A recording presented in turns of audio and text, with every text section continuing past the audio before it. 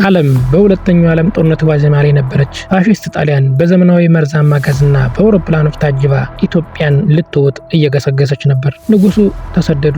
ሀገሪቱ በጨለማ ተዋጠች። ተስፋ የተሟጠጠ ይመስል ነበር። ነገር ግን በጎጃም ተራሮች መሃል ዘመናዊ የጣሊያን ጦር ሊደፍረው ያልቻለ አንድ ምሽግ ነበረ።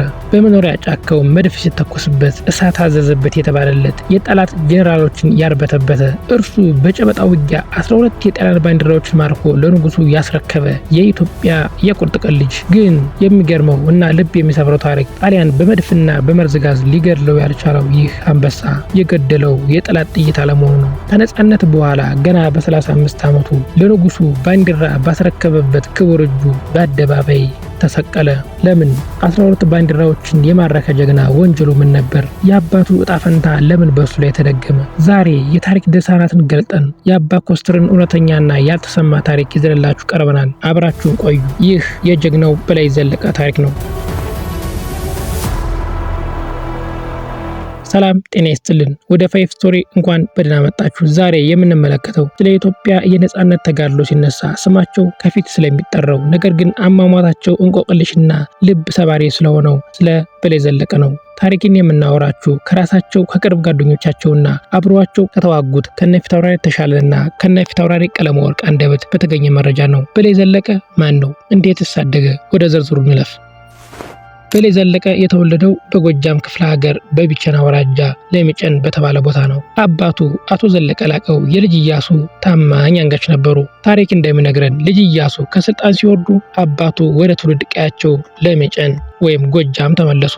ለሚጨን ማለት ወሎና ጎጃም አባይን ተሻግረው የሚገበያዩበት የሚጋቡበት ቁልፍ ቦታ ነው። ነገር ግን በ1916 ዓ.ም አንድ ክስተት የበላይን ሕይወት ለዘላለም ቀይረው። ያኔ በላይ ገና የ14 ዓመት ታዳጊ ነበር። የራስ ኃይሉ ጸጥታ አስከባሪ የነበሩ ፊታውራሪ እምቢያለ የበላይን አባት ከበቧቸው። ጀግናው አባቱ እጄን አልሰጥም ብለው ተዋግተው ከ10 በላይ ገድለው ወደቁ። በላይና የልጅነት ጓደኛው ተሻለ አለሙ በጫካ ነበሩ። ወደ ቤት ሲመለሱ ያዩት ነገር ግን የሚዘገንን ነበር። የዘለቀ ላቀው ሬሳ በገዛ ቤታቸው ደጃፍ ላይ ተሰቅሎ ነበር። አስቡት፣ የ14 ዓመት ልጅ የአባቱን አስከሬን በደጃፉ ላይ ሲያይ የሚሰማውን ስብራት። ያኔ በላይና ጓደኛው ተሻለ እኩል አባቶቻቸውን አጡ። በላይ የአባቱን ደም ለመመለስ ቆረጠ።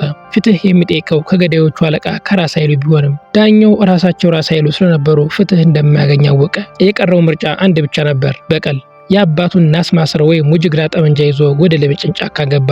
ይህ የልጅነት ቁስል ወደፊት ኢትዮጵያን ነፃ የሚያወጣውን አባ ኮስተር ወለደው። ዓመታት አለፉ። ፋሺስት ጣሊያን ኢትዮጵያን ወረች። ባንዳዎች ለጣሊያን እያደሩ ህዝቡን መሳሪያ እንዲያስረክብ ይሰብኩ ጀመር። በላይ ግን ለባንዳም ለጣሊያንም አልገዛም አለ። ጓደኛው ፊታውራሪ ተሻለ እንዲህ ሲሉ ያስታውሳሉ። ልጅ በላይ እዋጋለሁ እያለ እኛን ወንድሞቹን አነሳሳን። ከቀኛዝማች መሻ ሰዎች መሳሪያ እየነጠቅን በረሃ ገባን። አንድ ቀን ግንባር ገጥመን መዋጋት ግድ ሆነ። በላይ አንድ ወሳኝ ጥያቄ ጠየቀ።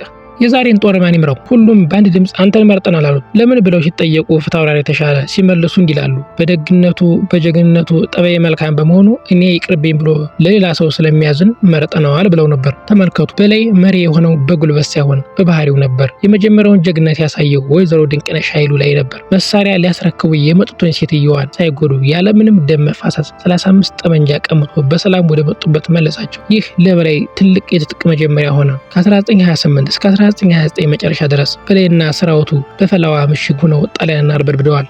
በላይ ዘለቀ ተራ ሽፍታ አልነበረም፣ ወታደራዊ ስልት ታዋቂ እንጂ። ለምሳሌ ታህሳስ 8 ቀን 1929 ጣሊያን ቢቸና ሊገባ ሲል ካህናቱ ታቦት ይዘው ሀገሩ እንዳይቃጠል ብለው ለመኑት። በላይም ለታቦቱ ሲል ወደ ኋላ አፈገፈገ። ይህ ለሃይማኖቱ የነበረውን ክብር ያሳያል።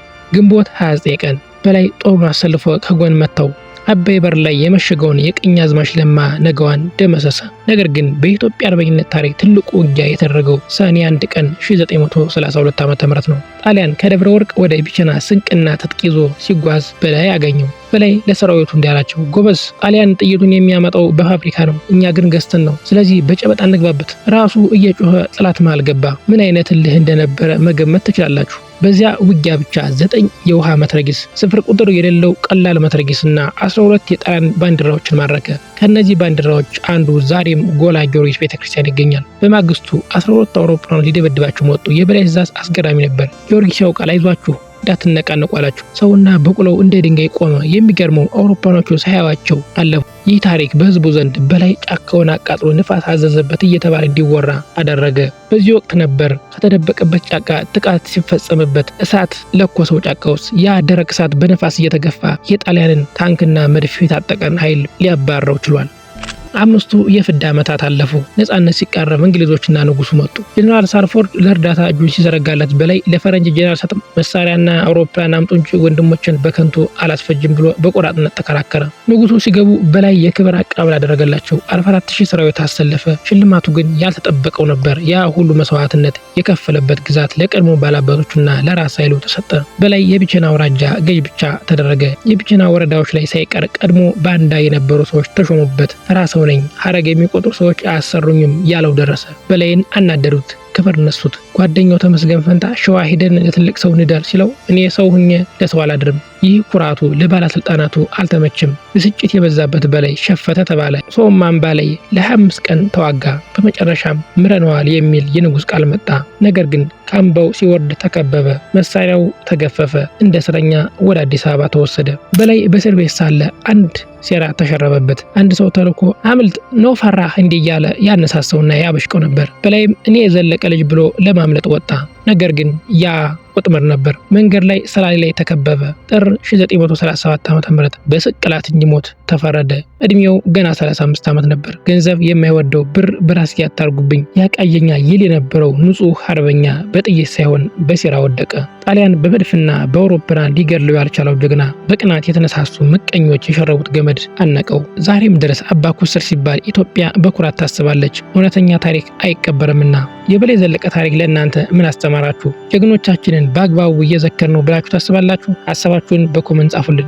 የዚህ ጀግና ታሪክ ለትውልድ እንዲደርስ ለወዳጅ ዘመዶ ሸር ማድረጋችሁን አይርሱ። እንደዚህ አይነት ያልተሰሙ ታሪኮችን ለማግኘት ቻናላችንን ሰብስክራይብ አድርጉ። ስለተከታተላችሁ እናመሰግናለን። እስከ ቀጣይ ቪዲዮ እስክንገናኝ ሰላም ለሀገራችን።